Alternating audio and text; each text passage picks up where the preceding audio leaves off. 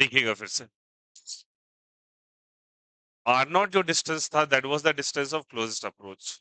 ठीक है, इसका फॉर्मूला मैंने प्रीवियस सेशन में निकलवाया था। पार्टिकल था अल्फा पार्टिकल, बोला था यहाँ पे आने के बाद एक सर्टेन काइनेटिक एनर्जी से चलेगा, बट जब ये न्यूक्लियस के नजदीक पहुंचेगा तो कन्वर्ट हो जाएगा पोटेंशियल एनर्जी में। तो अब मुझे ये अल्फा पार्टिकल को रिप्लेस करके एक प्रोटॉन के पार्टिकल का इस्तेमाल करना है, जिसमें चार्ज होता है, चार्ज का वैल्यू होता है ई। कितना होता है? ई। तो चार्ज ई होता है, इसमें चार्ज जो अल्फा पे था वो 2e था, इसका मास m है, उसका मास कितना था? 4m। तो इसका काइनेटिक एनर्जी निकाला, half into M P into V P square, mass of proton into velocity of proton का स्क्वायर। और पोटेंशियल एनर्जी का formula K Q one Q two by क्या हो जाएगा? आर। क्यू वन की जगह ई और यहाँ पे जेड ई बाई क्या हो जाएगा? R naught. के ई को पी में कन्वर्ट कर लिए और उसके बाद आर नॉट का वैल्यू निकाल लिए। आया समझ में? अब मुझे कंपेयर अगर करना हो तो ये आर किसका है बोलो? अल्फा का। और ये आर किसका है बोलो? प्रोटोन। ठीक है, तो are alpha to R proton का रेशियो निकालो। What is R alpha? ये है, क्या है बोलो यहाँ से? 2 k z e² बाय, बोलो सभी कोई, 1/2 into M alpha into V alpha का स्क्वायर बाय, इसका क्या है बोलो? k z e² बाय क्या हो जाएगा? Half into M P into V P का स्क्वायर। अग्री कर रहे हो क्या? सिंपल है।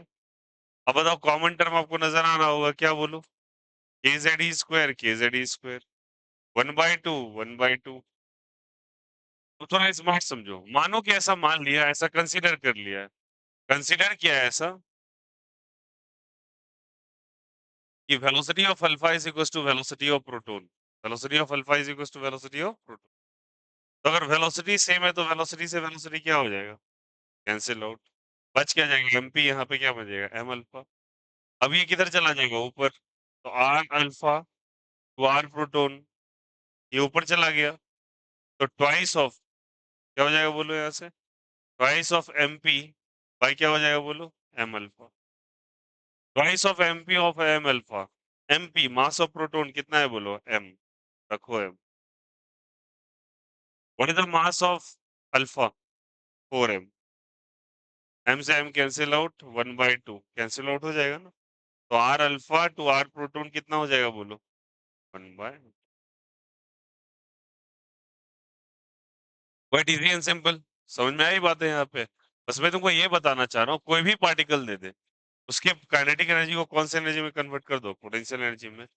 अब ये सब कंडीशन आपको ध्यान रहता है, सर्टेन वेलोसिटी इतना टाइम्स है, वेलोसिटी बराबर, मैंने ऐसा कंसीडर कर लिया कि दोनों का वेलोसिटी क्या है? सेम है। आ गया? आया समझ में? तो ये कौन से पार्टिकल के लिए? प्रोटॉन के लिए। कौन से पार्टिकल के लिए? अल्फा के। यहाँ तक कोई दिक्कत, कोई आपत्ति? समझ में आया यहाँ पे? एक बार इसको रेकर करेंगे, अपने आप ये समझ में आ जाएगा कैसे क्या हुआ था।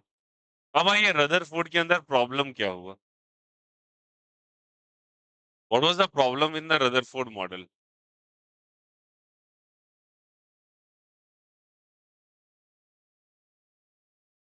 रदरफोर्ड मॉडल में क्या प्रॉब्लम था, इसकी शॉर्टकमिंग्स क्या थे?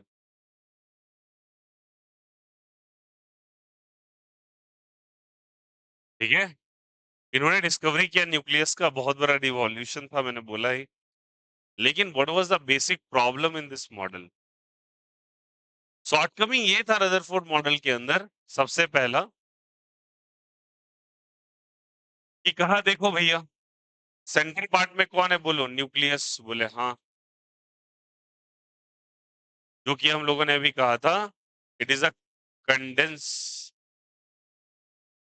कैसा चार्ज वाली बताइए, पॉजिटिव या negative? Positive. Condense positive charge का एक गोला है। ठीक है, और उसके चारों तरफ घूम कौन रहा है बोलो, जल्दी बताओ? Nucleus is revolving. Electron revolve कर रहे हैं, बोलो हाँ या ना? Electron is revolving around the nucleus, बोला हाँ, सही बात है। न्यूक्लियस पे कैसा चार्ज है? तो इस पे पॉजिटिव चार्ज है। Well and good. इलेक्ट्रॉन पे कैसा चार्ज है? तो बोला निगेटिव चार्ज है। कैसा चार्ज है बोलो? बोला इलेक्ट्रॉन कैसा मोशन कर रहा है? तो सर्कुलर मोशन कर रहा है। तो ये बात इन्होंने कंफर्म कर दिया था। याद करो पहला कंक्लूजन क्या था कि एटम्स के अंदर स्पेस होते हैं, खाली जगह कहाँ है? न्यूक्लियस और इलेक्ट्रॉन के बीच का जगह। के द्वारा कैसे निकल रहा कंक्लूजन? सीधी लाइंस कहाँ से जा रही थी? यही तो इन्होंने ये बात बोला कि इलेक्ट्रॉन रिवॉल्व करता है एक पॉजिटिव पॉजिटिव चार्ज को ही हम न्यूक्लियस कहते हैं। इलेक्ट्रॉन एक सर्टेन एनर्जी में यहाँ पे घूमता रहता है। सारी बातें सुनने में बड़ी अच्छी लगी, बट एक साइंटिस्ट थे, उनका नाम था मैक्सवेल। क्या नाम था बोलो? मैक्सवेल मैग्नेटिक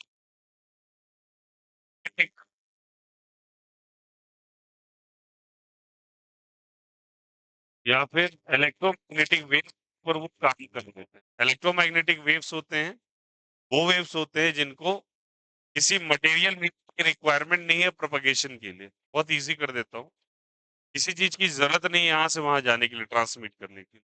इंटरनेट का कनेक्शन क्या किसी चीज का रिक्वायरमेंट है उसको एक जगह से दूसरी जगह जाने के लिए? वाईफाई ऑन कर दो, सबका सब फोन चलाने लगेगा अपना। कोई वायर तो नहीं कनेक्ट करते ना आप अपने मोबाइल में। अलग बात है ब्रॉडबैंड नाम की भी सर्विस आती है जिसमें वायर्स लगते हैं इंटरनेट के, बट धीरे धीरे वो डिसॉल्व होता जा रहा है क्योंकि अब इतनी ज्यादा वाईफाई की स्पीड ही आ गई है कि आप कहीं भी जाके कोई भी फाइबर लगा दो अपने घर के अंदर, उसके बाद पूरा घर आपका वाईफाई जोन बन गया, आप करते रहो जहां बैठ के करना है। तो इसके ऊपर ये काम कर रहे होते हैं और इन्होंने इलेक्ट्रोमैग्नेटिक वेव्स के ऊपर काम कर रहे थे और इन्होंने इलेक्ट्रोमैग्नेटिक थ्योरी दी थी एक्चुअली। इसके ऊपर इलेक्ट्रोमैग्नेटिक वेव्स के ऊपर, और अकॉर्डिंग टू हिज थ्योरी, समझना अच्छे से, उन्होंने पूछा कि भाई बताओ तुम्हारे मॉडल में क्या है। मैक्सवेल ने सवाल किया किससे? रदरफोर्ड से। बोला तुम्हारे मॉडल में क्या है? बोला देखो भैया, एक गोला है, गोला के बीच में एक पॉजिटिव चार्ज है, उसके चारों तरफ इलेक्ट्रॉन घूम रहा है। बोला, ठीक है। बोला तुम्हारा जो गोला है वो कैसा चार्ज है? बोला पॉजिटिव चार्ज। बोले इलेक्ट्रॉन कैसा चार्ज है? Negative charge. अब इलेक्ट्रॉन की डिस्कवरी हो चुकी है, समझते चलिए बात को। इलेक्ट्रॉन डिस्कवर कर लिया है। इलेक्ट्रॉन जे जे थॉमसन नाम के एक साइंटिस्ट ने कैथोड रेज एक्सपेरिमेंट किया था, फिर मिलिकन की एक्सपेरिमेंट आई थी, इलेक्ट्रॉन डिस्कवर हो चुका है। बोला क्या इलेक्ट्रॉन जो घूम रहा है क्या वो चार्ज पार्टिकल है? बोला हाँ। कैसा चार्ज है? बोला निगेटिव चार्ज। बोला बहुत अच्छा। बोला देखो भैया, मेरे थ्योरी के अकॉर्डिंग ये बात प्रूवन है क्योंकि मैंने मैथमेटिकली प्रूव कर दिया है। तुमने थ्योरेटिकली बताया, मैंने मैथमेटिकली प्रूव किया है। देखो, रदरफोर्ड का सारा बात ना मैथमेटिक्स में भी एप्लीकेबल था, लेकिन मैथमेटिकली ये केवल और केवल न्यूक्लियस पे अटके थे, न्यूक्लियस के बाहर थोड़ी निकले हैं। चलिए तुम गूगल में डालोगे कि who is the discoverer of nucleus, the answer is Rutherford.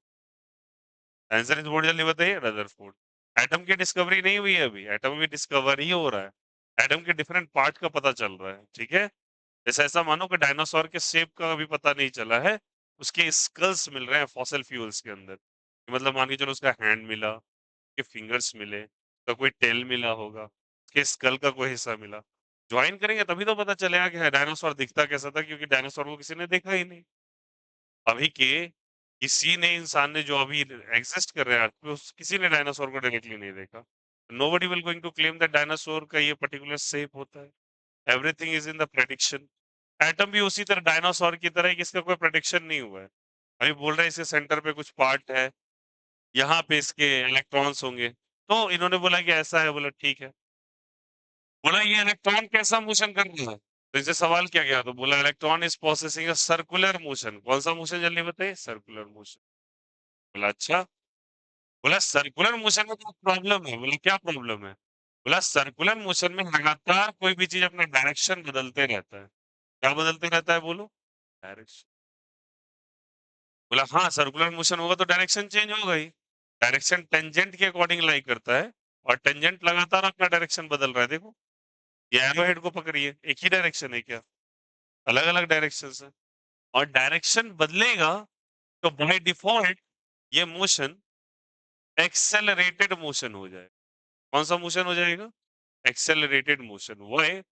Because whenever the electron is revolving around the nucleus, it will going to possess a type of acceleration called as a centripetal acceleration। कौन सा acceleration लेगा? Centripetal acceleration, मतलब हमेशा एक acceleration लगेगा centre की तरफ।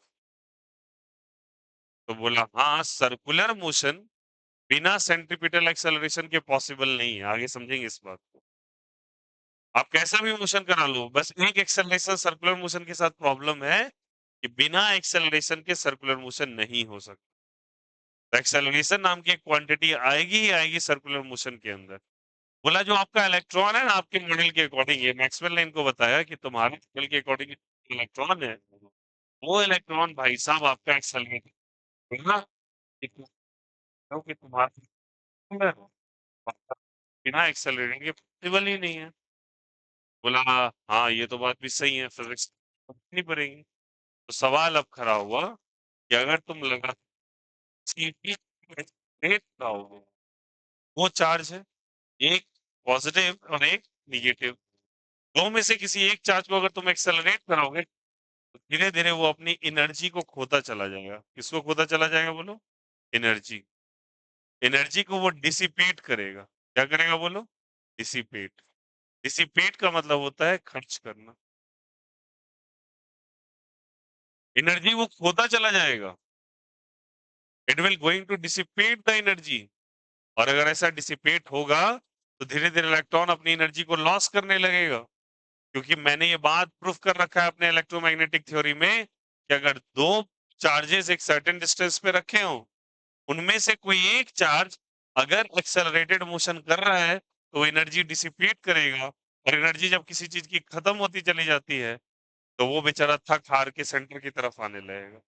ऐसा मानो कि सुबह सुबह आप दौड़ लगाने के लिए गए, 5 चक्कर 6 चक्कर लगाने में फील्ड तक आपकी एनर्जी काफी अच्छी थी, बट धीरे धीरे जैसे आपकी मस्कुलर एनर्जी लॉस हुई, आपका जो सरकमफरेंस था, आपका जो ट्रैजेक्टरी था, आपका जो पाथ था मूवमेंट का, वो धीरे धीरे श्रिंक होता जाएगा, छोटा होता जाएगा। जब तुम्हारी बॉडी थक गई है तुम सेंटर में जाके फील्ड में बैठ जाओगे कुछ देर के बाद। उसी तरीके से ये पूरा का पूरा ऑर्बिट क्या होने लगेगा जल्दी बताओ? It starts to shrink. क्या होने लगेगा बोलो? ऑर्बिट स्टार्ट्स टू, क्या जल्दी बताइए? Starts to shrink. श्रिंक मतलब वो नीचे की तरफ दबने लगेगा, वो अंदर की तरफ दबने लगेगा।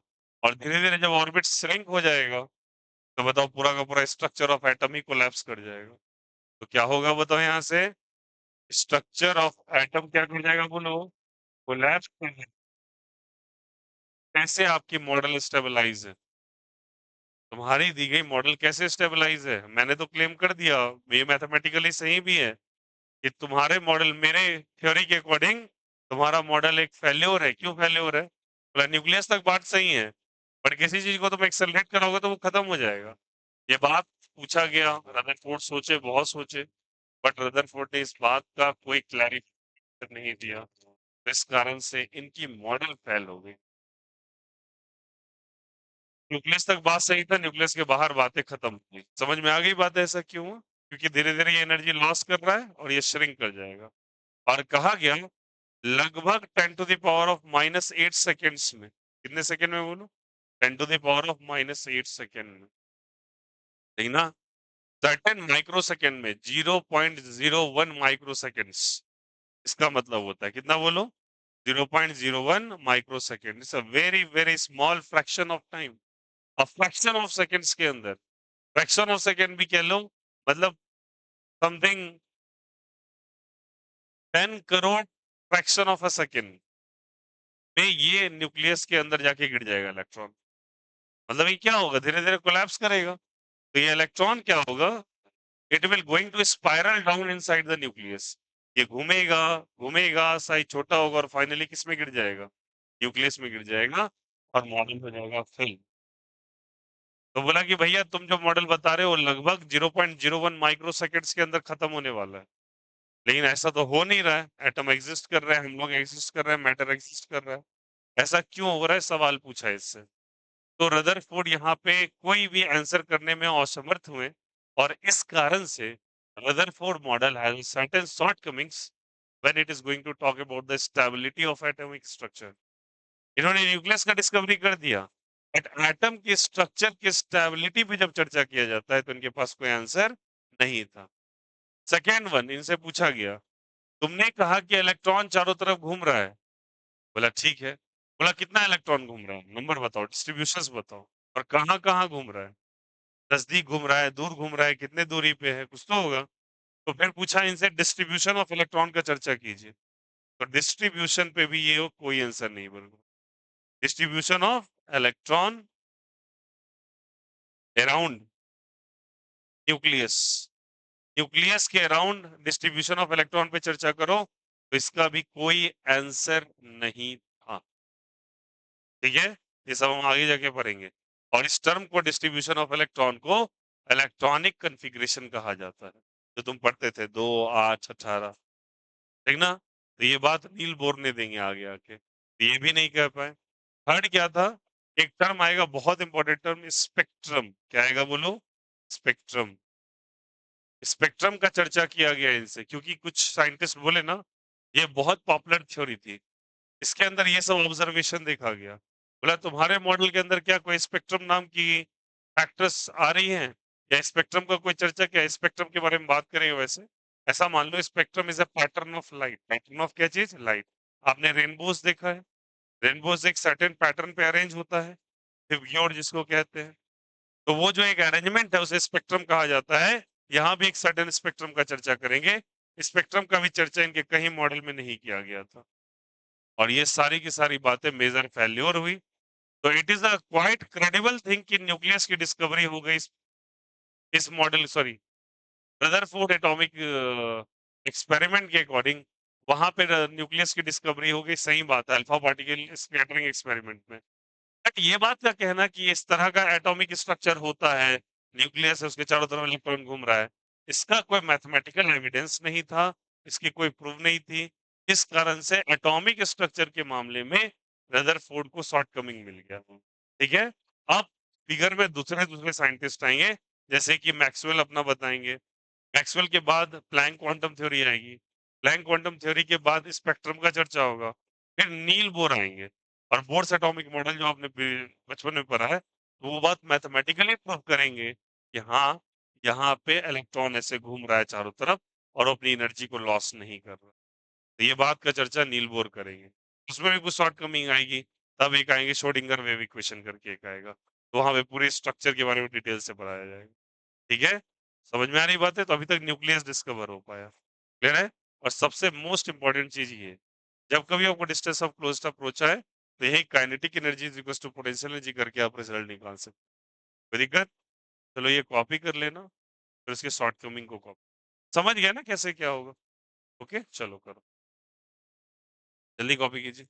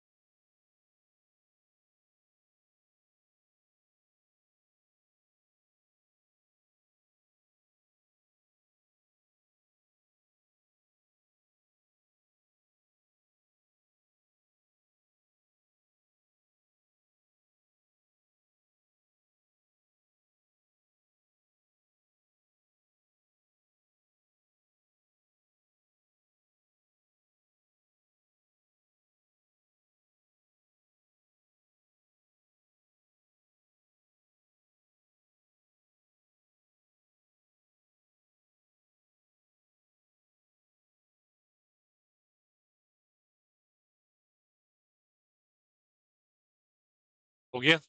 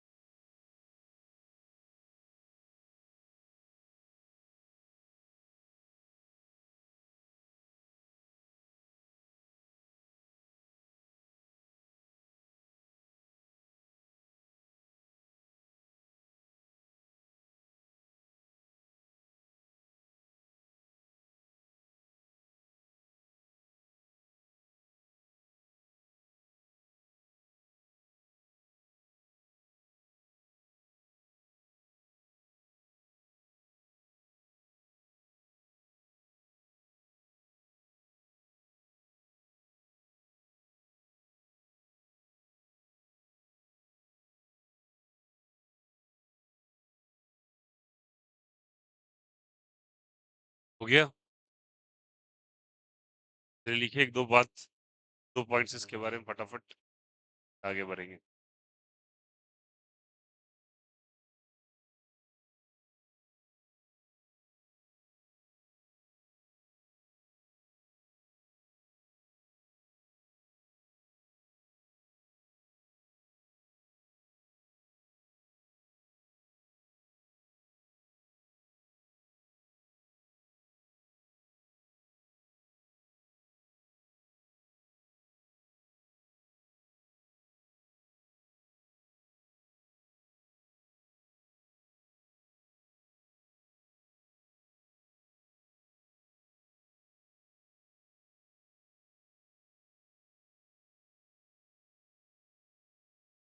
चलिए लिखो, डिफाइन करो फर्स्ट, लिखिएगा।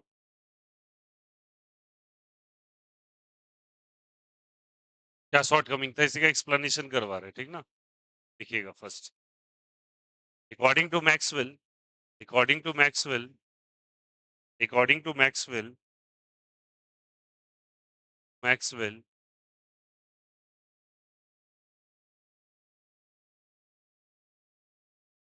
when when two charge particles when two charge particles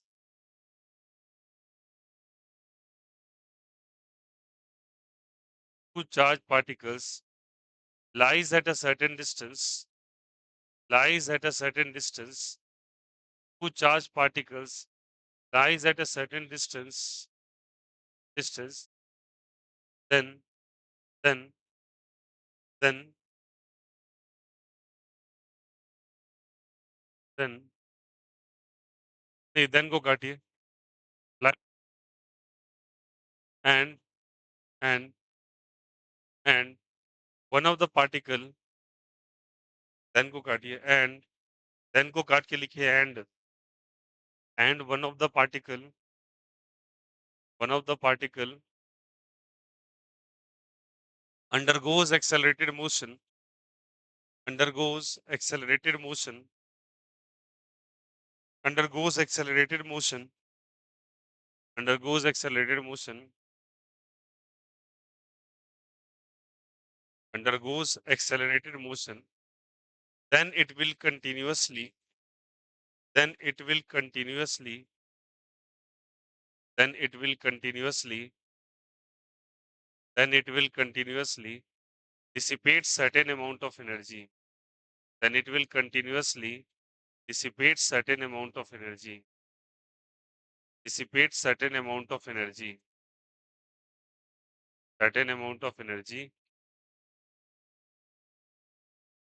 as a result as a result as a result atomic structure shrinks atomic structure shrinks shrinks and it will collapse and it will collapse labs का second लिखिए। It was predicted that it was predicted that it was predicted that electron revolving around the nucleus it was predicted that electron revolving around the nucleus around the nucleus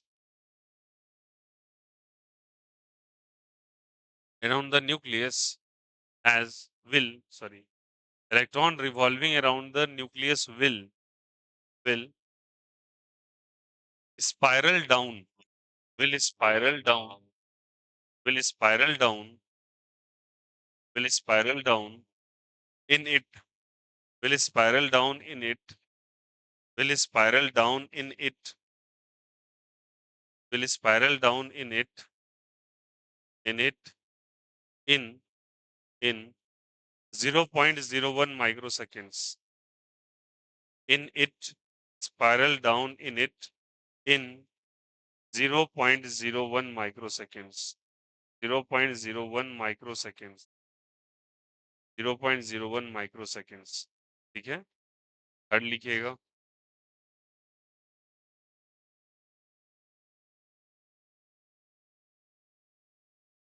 third लिखिएगा discussion of discussion of spectrum discussion of spectrum was not considered discussion of spectrum was not considered was not considered in this model in this model this model समझ में आ गई बातें ये दो तीन बातें थी जो कि इन्होंने क्लैरिफाई नहीं किया इस कारण से इनके मॉडल में भी एक फेल्यूर आया बट न्यूक्लियस की discovery was one of the good thing distance of closed approach बहुत अच्छी बात थी सब मैथमेटिकली प्रूफ अब चलिए बात को हम लोग समझते हुए आगे बढ़ेंगे के बाद कुछ बातें और आई चलिए थोड़ा एक्स्ट्रा टर्म समझ देखिए जैसे कि एटॉमिक नंबर सारे बच्चे समझेंगे क्या हो एटॉमिक नंबर को रिप्रेजेंट करते हैं बच्चा जेड से कैसे से मतलब जेड से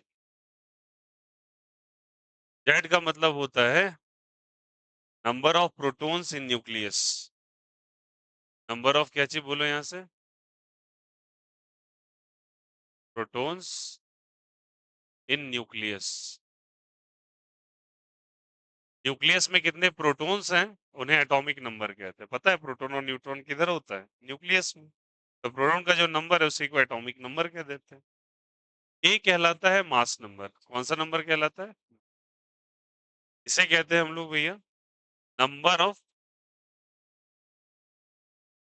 न्यूक्लियॉन्स इन न्यूक्लियस सुनना सारे बच्चे nucleons in what is nucleons nucleons हम लोग न्यूट्रॉन को भी कहते हैं और प्रोटॉन को भी this is called as atomic number and this called as a mass number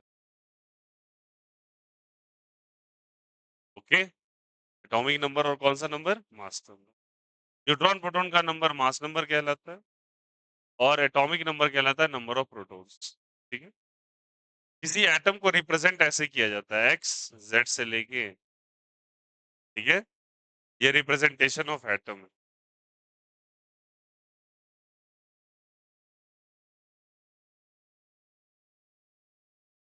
of atom जहां पे आप एटॉमिक नंबर को नीचे लिखेंगे और मास नंबर को किधर लिखेंगे ऊपर ये कह रहे थे एटम को लिखने का तरीका जैसे कि एग्जांपल के तौर पे बचपन से ये सब किए हो तुम कोई बड़ी बात नहीं है हाइड्रोजन 1 से लेके 1 कार्बन 6 से 12 ऑक्सीजन 8 से 16 एक्सेट्रा ये रिप्रेजेंटेशन देखे ही होंगे जो नीचे लिखा है वो प्रोटॉन का नंबर है जो ऊपर लिखा है वो न्यूट्रॉन प्लस प्रोटॉन है नीचे जो लिखा है वो क्या है बोलो प्रोटॉन है और ऊपर जो लिखा है न्यूट्रॉन प्लस प्रोटॉन प्रोटॉन को ही हम क्या कह देते हैं जेड देखो ये मेरे लिए जेड है और ये मेरे लिए ए है ठीक है चलो कुछ बातें कुछ इंपॉर्टेंट टर्म्स समझेंगे यहाँ तक समझ में आ गया बात काफी आसान काफी इजी सम इंपॉर्टेंट टर्म्स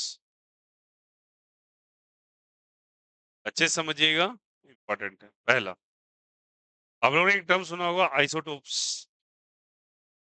क्या सुना होगा बोलो? आइसोटोप। क्या होता है आइसोटोप्स? आइसोटोप्स क्या होता है? बोलो बोलो। Having same atomic number but different mass number. Z same होगा बट ए क्या होगा? Having same atomic number but different mass number. तो एक्स जेड से क्या हो जाएगा? एग्जाम्पल के तौर पे कार्बन 6 से 12, कार्बन 6 से 14। एक पेयर को देखो, यहाँ भी 6 यहाँ भी 6 लिखा है, बट ऊपर 12 और क्या चीज 14। ए सेम है बट जेड ए क्या है? सॉरी, जेड सेम है बट ए क्या है? डिफरेंट। आइसोटोप्स। काफी आसान। For example H11, H12, H13। नीचे वाला देखो सबका सेम है, ऊपर डिफरेंट। आइसोटोप्स कहलाएगा क्या? This one is called as, इसका नाम भी देख लीजिए, इसका नाम कहलाता है प्रोटियम कहते हैं इसको। क्या कहते हैं बोलो? इसे कहते हैं ड्यूटेरियम।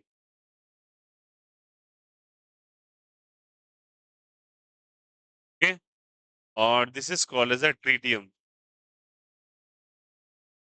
तो प्रोटियम, ड्यूटेरियम, ट्रीटियम, इसको हाइड्रोजन के आइसोटोप्स कहते हैं। ठीक है। और भी एग्जांपल्स है, there are many example.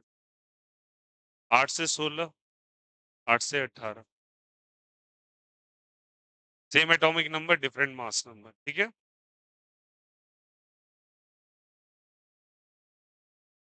Chlorine का भी ले लो, 17 से 35, 17 से 37। These are all called as, what जल्दी बताइए? आइसोटोप्स। क्या कहलाता है ये? Isotopes. Having same atomic number but different mass number. Isotope के बाद टर्म आता है आइसोबार। सुना है ना सबने? क्या है बोलो?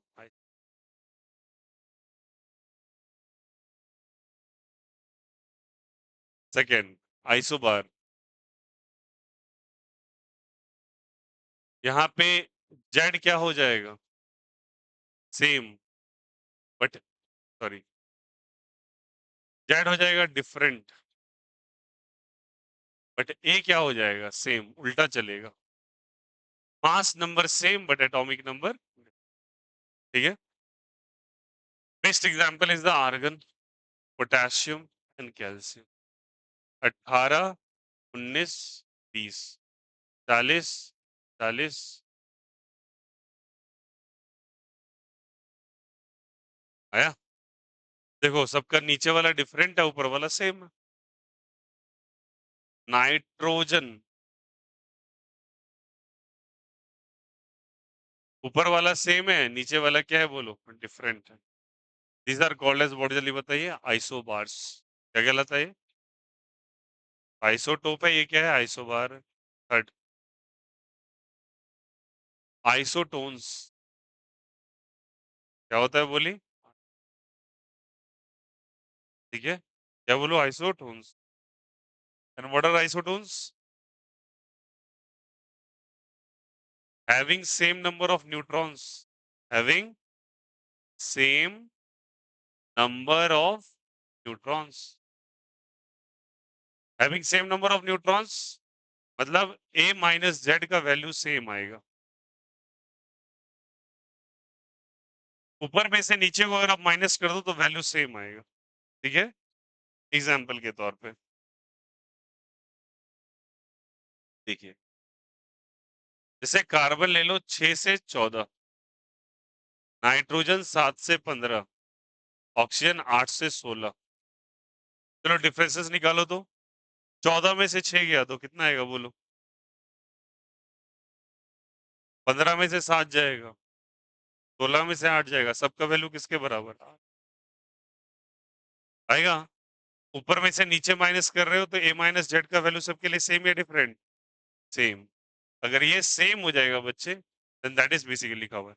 इसको क्या कहते हैं बोलो यहाँ से? Isotopes, isobars and isotones. Clear है यहाँ से? इसका टर्म आता है, that is called as iso electronics.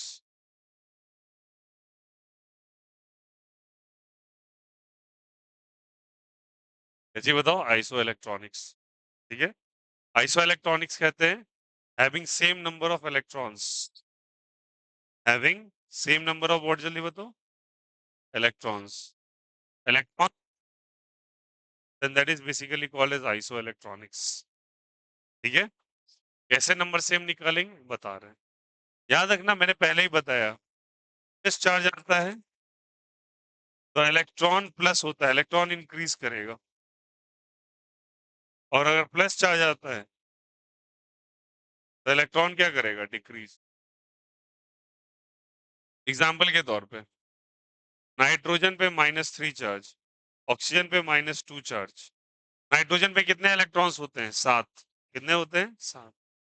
-3 अभी बोले थे, माइनस होने पे इंक्रीज कर जाता है, तो -3, 7 होता है, -3 मतलब 3 और आ गया, 7 और 3 10। ऑक्सीजन पे 8 होता है, -2 आ गया, 8 और 2। क्लोरीन पे कितना होता है बोलो? 9। 9 में एक जोड़ोगे तो कितना हो जाएगा? तो नियॉन में कितना होता है ऑलरेडी? सोडियम प्लस, सोडियम पे कितना चार्ज होता है? 11। 11 में से प्लस जा रहा है, प्लस मतलब घटेगा, तो एक घटा तो 11 में से एक गया, तो मैग्नीशियम +2, खुद ही बोलो कितना होगा? मैग्नीशियम में 12 होता है, 12 में से 2 जा रहा है ना, 10। एल्यूमिनियम में कितना होता है बोलो? 13। 13 में अगर 3 चला गया तो ऐसे स्पीसीज जिनके पास सेम नंबर ऑफ इलेक्ट्रॉन्स है उसको क्या कहेंगे? Iso electronic. आया समझ में? आइसोटोप्स, आइसोबार, आइसो इलेक्ट्रॉनिक्स, ये समझ में आ गया सब। एक टर्म और आता है, उसको कहते हैं आइसोडाइफर्स। क्या कहते हैं बोलो? आइसोडाइफर्स। ठीक है, isodiaphers. What is the meaning of isodiaphers? इसमें देखो क्या है, न्यूट्रॉन और प्रोटॉन का डिफरेंस सेम आएगा। क्या बोला? n-p का जो डिफरेंस है वो क्या आएगा बताओ? सेम। अब कैसे? एग्जाम्पल देख लेना। हाँ जी, मैथ्स आज क्लोज है। सर के पैर में चोट, बैठ जाओ, आ गए हो तो। पर कोई नहीं है, कोई नहीं है ऊपर, बायो वाले तो ऊपर ही बैठो।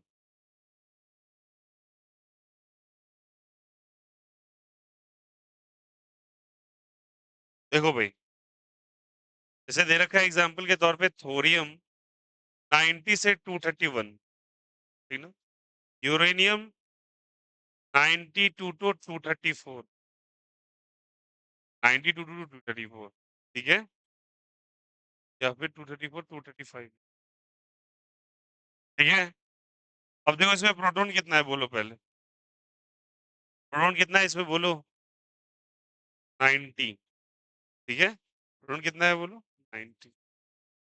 न्यूट्रॉन कितना है? 231 माइनस 90, कितना आया? 231 में से 90 माइनस करो, 1। 13 में से 4, 141, बोलो हाँ या ना? इसका बोलो उसी तरीके से न्यूट्रॉन और प्रोटॉन, प्रोटॉन कितना है? 92, न्यूट्रॉन कितना है? 235 माइनस 92 कितना हो जाएगा? 3। और 13 में से 9 गया तो 4, और 1, 143, बोलो हाँ या ना? अब फिर से इनका डिफरेंस निकालिए, न्यूट्रॉन माइनस प्रोटॉन कीजिए, n माइनस पी सेम होना चाहिए, तो कितना है बताओ? 141, और यहाँ कितना है? 90। 141 माइनस 90 बोलो कितना हो जाएगा बोलो? 151 आ जाएगा। और यहाँ भी डिफरेंस निकालो, कितना आ रहा है बोलो? 143 माइनस 92, तो 151। डिफरेंस सेम या डिफरेंट? जिनके न्यूट्रॉन और प्रोटॉन का डिफरेंस सेम होता है उसको क्या कहते हैं? आइसोडाइ, क्या कहते हैं उसको? समझ में आया? तो isotopes, isobars, isotones, isoelectronics, isodiaphers, last but not the least, इसको पढ़ाएंगे अभी, आइसोस्टर्स। क्या कहलाता है बोलो? आइसोस्टर्स। अभी देखेंगे इसके बारे में, ओके। समझ में आया सभी को? ये डिफरेंसेस कुछ टर्म में इंपॉर्टेंट है, याद रखिएगा। ये पूछ लेता है कि इनमें से कौन-सा पेयर आइसोटोप है, आइसोबार है, आइसोटोन है, आइसोडाइफर्स है। आइसोइलेक्ट्रॉनिक्स बहुत बार पूछा गया है, ठीक है? इसमें याद रखिएगा जितना माइनस होगा उतना इलेक्ट्रॉन बढ़ेगा, जितना प्लस होगा उतना इलेक्ट्रॉन घटेगा। कॉपी कीजिए।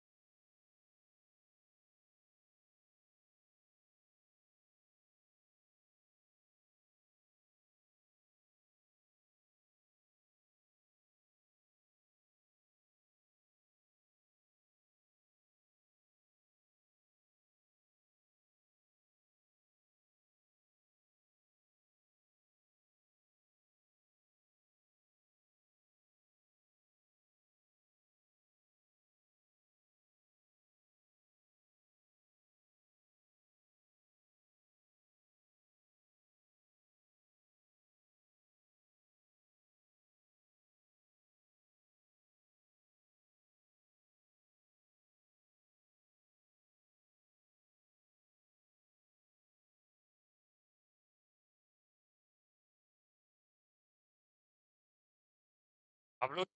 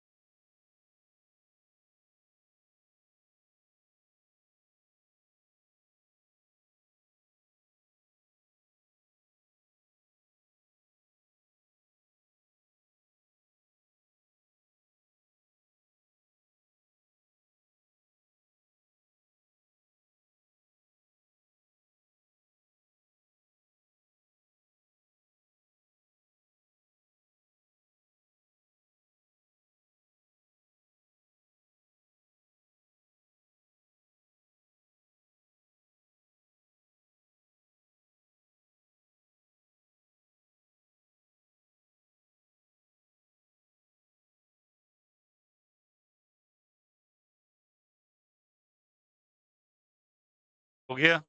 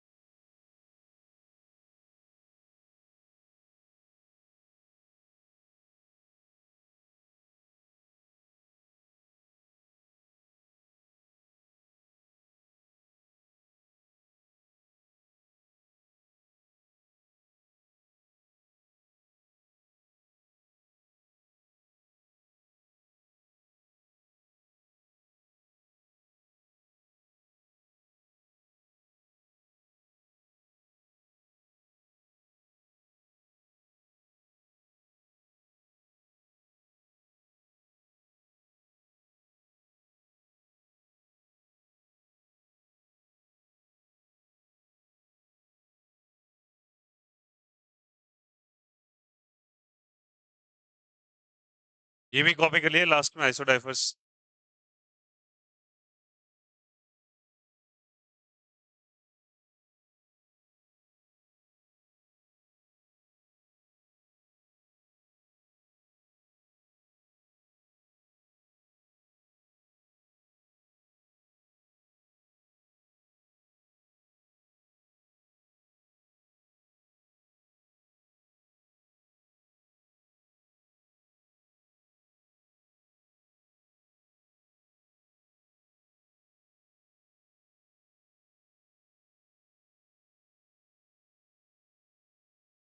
Now the sixth term is the isostas.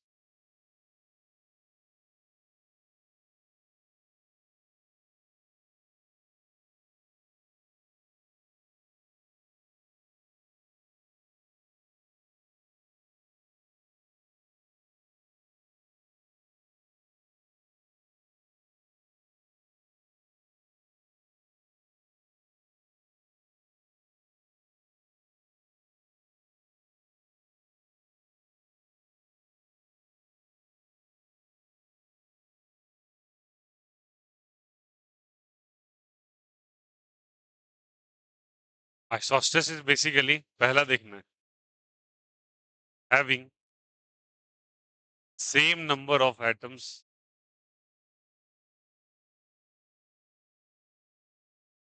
Second, having same number of electrons.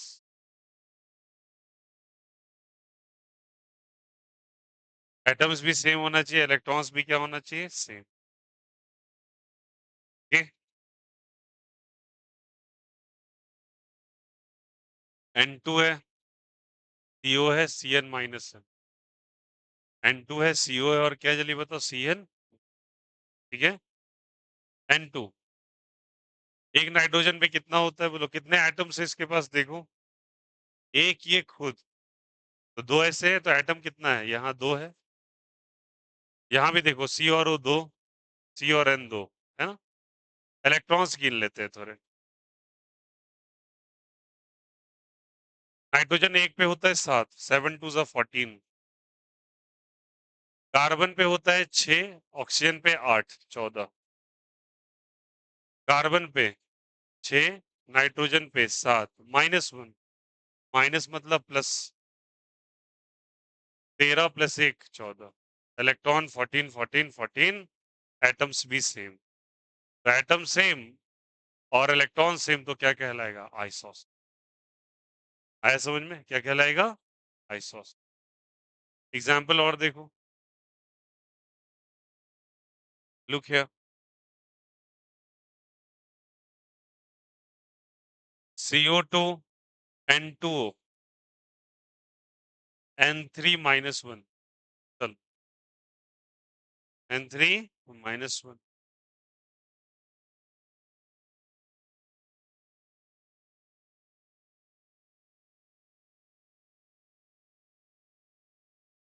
PNO minus.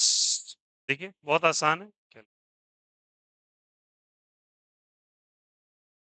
Atoms कितने बोलो?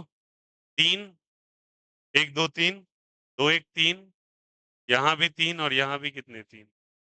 इलेक्ट्रॉन्स, कार्बन पे होता है 6, 8 दूनी 16, 22। नाइट्रोजन पे 7 दूनी 14, 8, 22। 7 है 21, 7 3 21, -1 मतलब +1, 22। कार्बन पे 6, 7, 8, 15 6 21 और माइनस का +1। This college isosters. क्या कहलाता है ये? हो गया, समझ में आ गया? कोई दिक्कत, कोई आपत्ति? ऐसे पेयर्स बच्चे आपको पूछे जाते हैं, ध्यान रखेंगे तो बेहतर रहेगा। ओके, तो आइसो इलेक्ट्रॉनिक्स भी कहला सकता है। हाँ देखो, isosters are basically the isoelectronics. Electron same है ना, तो आइसोस्टर्स को हम क्या कह सकते हैं? Iso electronics. ये जो Mg+2 का और Cl- का जो पेयर था, सॉरी F- का जो पेयर था, ये भी क्या कहलाएगा? आइसोस्टर्स, क्योंकि इनका एटम भी सेम है, एक एक, इलेक्ट्रॉन भी 10 10। तो isoelectronics are by default isosters, ठीक ना? बट हर आइसोस्टर्स आइसो इलेक्ट्रॉनिक्स हो सकता है, बट हर आइसो इलेक्ट्रॉनिक आइसोस्टर हो ऐसा जरूरी? समझ में? ये कंडीशन है बस, यहाँ एटम का नंबर भी यहाँ सेम होना चाहिए। अब आइसोडाइफर में एक चीज और सुनो, जो आइसोडाइफर नाम का टर्म लिखा है, आइसोडाइफर में क्या बोला मैंने? बोलो सभी को। N-P क्या होगा जल्दी बताइए, सेम या डिफरेंट? न्यूट्रॉन माइनस प्रोटॉन क्या होगा? सेम। अब N का वैल्यू जो होता है वो सब पे जानते हो, A-Z होता है, बोलो हाँ या ना? N का वैल्यू क्या होता है? A-Z। और P का जो वैल्यू होता है वो Z के बराबर, किसके बराबर? तो N की जगह लिखोगे A-Z और P की जगह क्या लिखोगे? Z। तो N-P का वैल्यू तो A-Z तो A-2Z।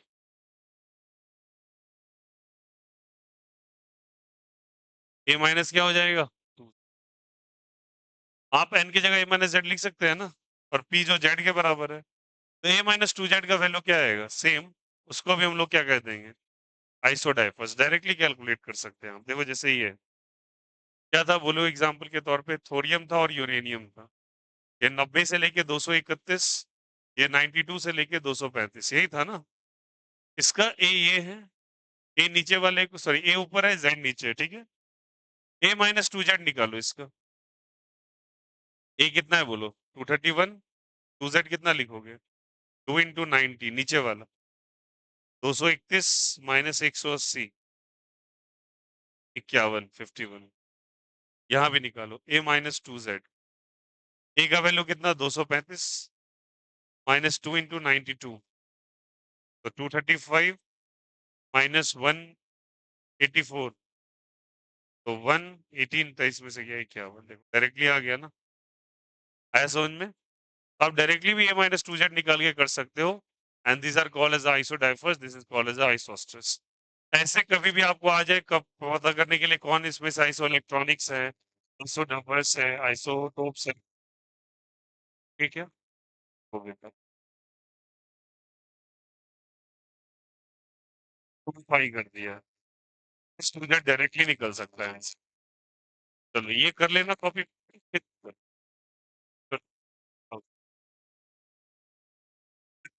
है ना? जैसे करना है कर लो, आपकी चॉइस है। या ऊपर में लिख लो कहीं भी, ताकि आपको कैलकुलेशन में बने। चलो।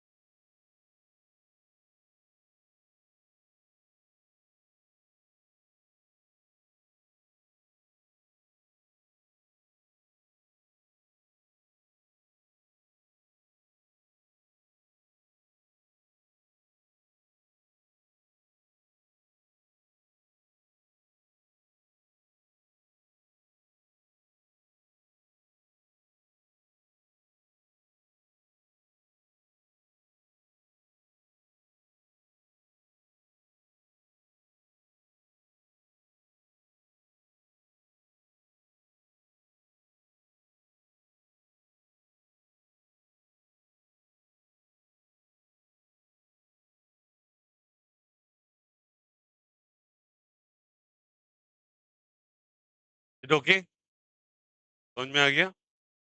That is called as what? ये कुछ इंपॉर्टेंट टर्म्स हैं, ठीक है? अब देखिए बहुत छोटी-छोटी बातें जो आपने जूनियर सेक्शंस में ही पढ़े हैं, हटाएँ क्या इसको?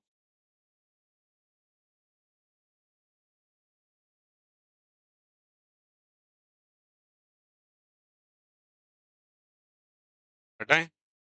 कोई बुक लाए नीट वाला?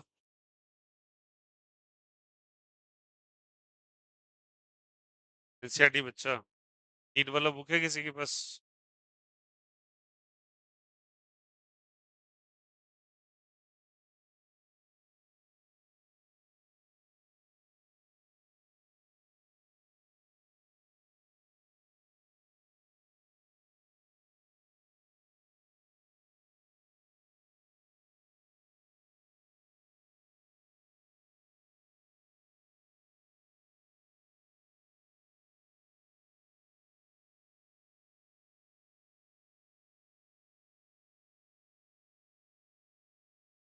लो देखो,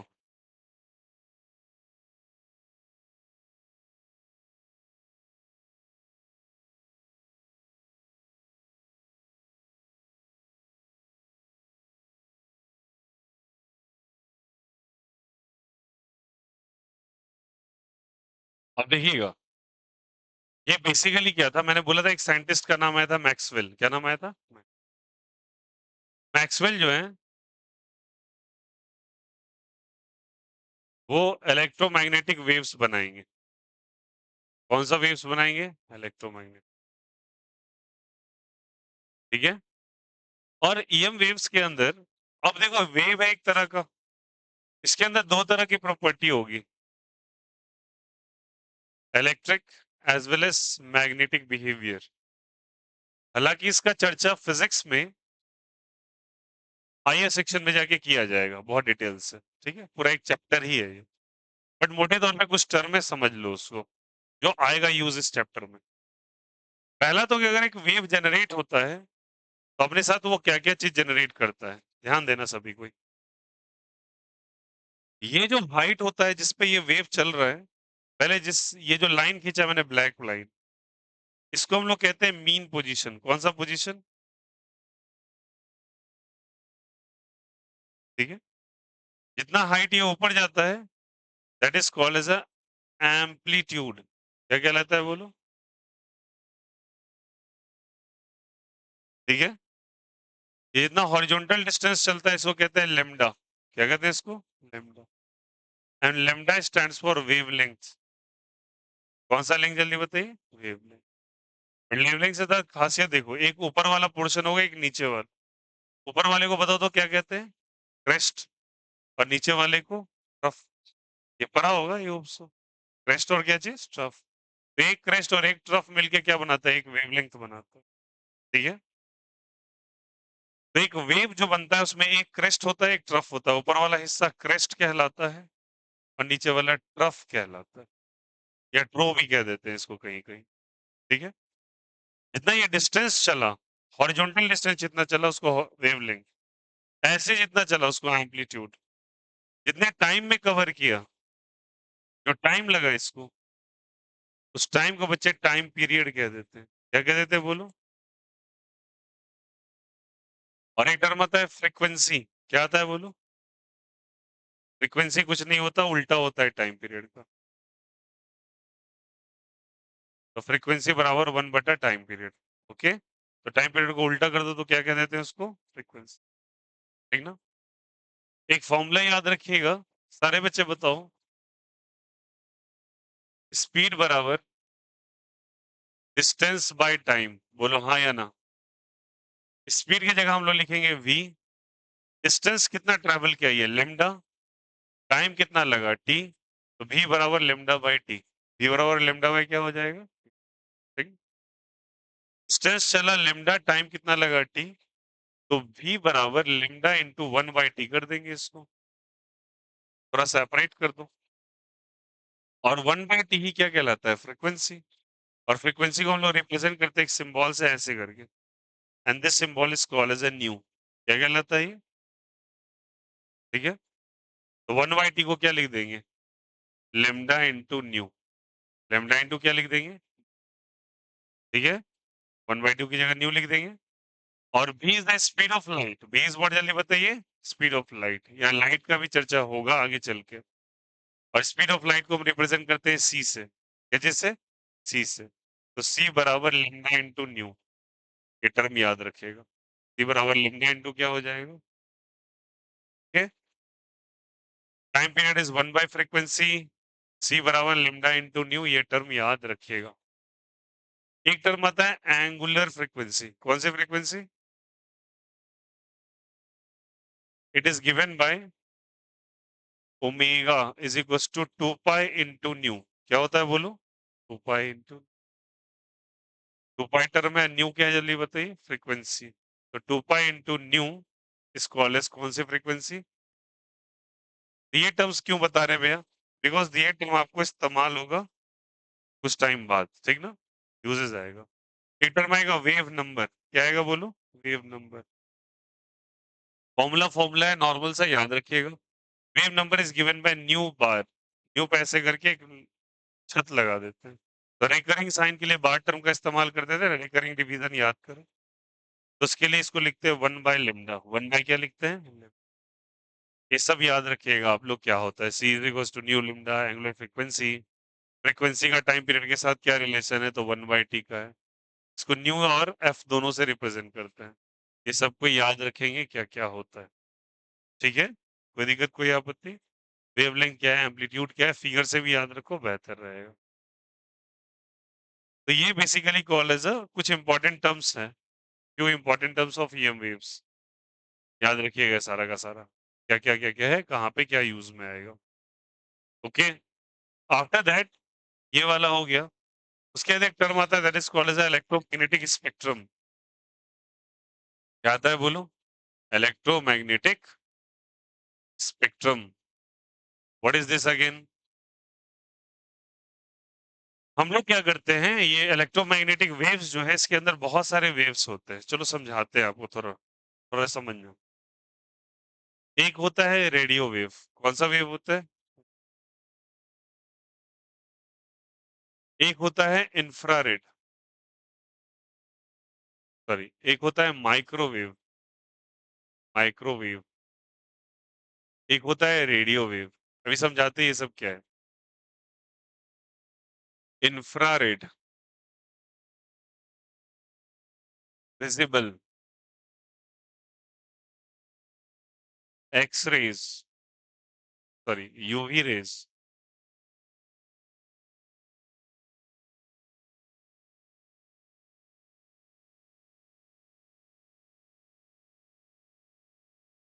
infrared, X rays and the gamma raise,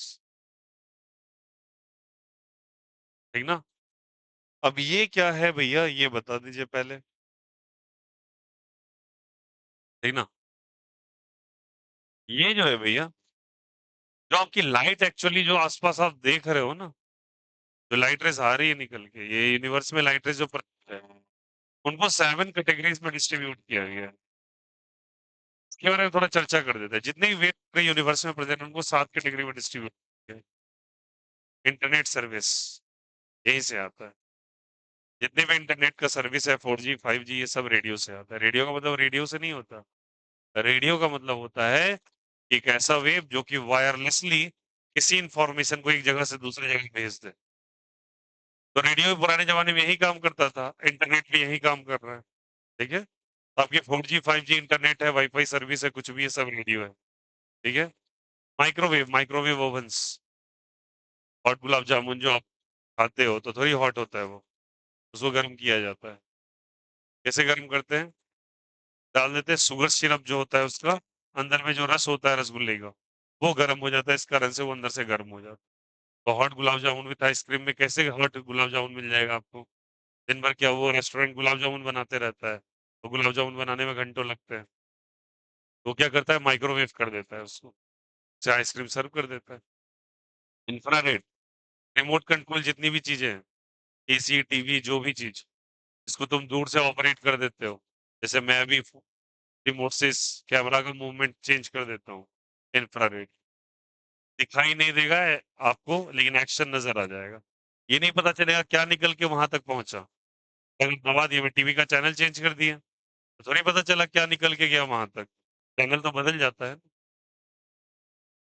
visible, यही एक जगह है जहाँ इंसान देख पाता है। ना तो ये दिखाई देता है, ना ये दिखाई देता है। इंसान यहीं पे देख रहा है हर कुछ। आस-पास जो भी चीज़ आपको नज़र आ रही है बिकॉज़ ये वरदान आपको मिला हुआ है, स्पेशल। ये विज़िबल लाइट रेज़ इसी के अंदर भी और लाई करता है। 7 कलर्स इसलिए आपको दिखाई देते हैं, किसी का दिखना, नहीं दिखना, सब इस पे डिपेंड करता है। यूवी रेज़, अल्ट्रावायलेट सन से मिलता है आपको, विटामिन डी वगैरह। एक्स-रेज़ हाथ-पैर टूट जाने के बाद काम की एक प्रोसेस होती है जब कार्सिनोजेनिक पेशेंट्स होते हैं, जिनको कैंसर वगैरह हो जाता है, तो उनके लिए ट्रीटमेंट के लिए किसका यूज़ किया जाता है? गामा रेज़ का, ठीक है? तो ये 7 रेज़ होते हैं, इनको अरेंज किया गया इस तरीके से ताकि उसका फ्रीक्वेंसी और वेवलेंथ के बेसिस पे इसको अरेंज किया गया है। इसका वेवलेंथ काफ़ी हाई होता है, इसका फ्रीक्वेंसी काफ़ी हाई होता है, ठीक है? तो किसी भी इलेक्ट्रोमैग्नेटिक वेव का अरेंजमेंट उसके वेवलेंथ और फ्रीक्वेंसी के बेसिस पे जो किया जाता है, उसे ही क्या कह देते हैं? इलेक्ट्रोमैग्नेटिक स्पेक्ट्रम, ठीक है? और इंसान केवल यही देखता है। हम माइक्रोवेव देखते हैं बट यूज़ डेली कर सकते हैं। रिमोट डेली चलाते हैं बट मुझे आज तक कोई लाइट नज़र निकलता नहीं नज़र आया। रेडियो वेव आप भले इंटरनेट चलाएँ, तो क्या अंदर आ रहा है पता नहीं चलता। टावर जाता है, फिर टावर आ जाता है। एयरप्लेन में मोड मोड डालते जनरेट हो जाता है, बट क्या हुआ आपको दिख थोड़ी रहा है। यही ना दिख रहा है कि फ़ोन के स्क्रीन पे कुछ चलने लगता है, जो बंद होगा था। ये थोड़ी देख कि क्या नियर बाय टावर से कौन-सा सिग्नल निकल के हमारे मोबाइल तक आ रहा है। आया समझ में? तो ये जो अरेंजमेंट है उसको क्या कहते हैं? Electromagnetic spectrum. याद रहेगा? Few important terms. अब इसके बाद ये सारे टर्म्स पढ़ने के बाद ये मैक्सवेल का लेन-देन है। वैसे हालाँकि ये चैप्टर पढ़ना है +2 फिज़िक्स में। उसके बाद अब धीरे-धीरे, धीरे-धीरे करके हम लोग नील बोर्स की तरफ पहुँचेंगे। Niels Bohr will be the final destination जहाँ हम पहुँचेंगे, बट उसके बाद उनमें चेंजेज़ आएगा। वो अलग हिस्सा है चैप्टर का, ठीक है ना? तो ये कुछ इम्पोर्टेंट टर्म्स है, इसको कॉपी कर लीजिएगा, लिखिएगा मैक्सवेल्स मैक्सवेल ऐसे लिखना wave theory of electromagnetic radiation ऐसे करके लिख लो topic wave theory of electromagnetic radiation magnetic radiation and now this copy this whole scenario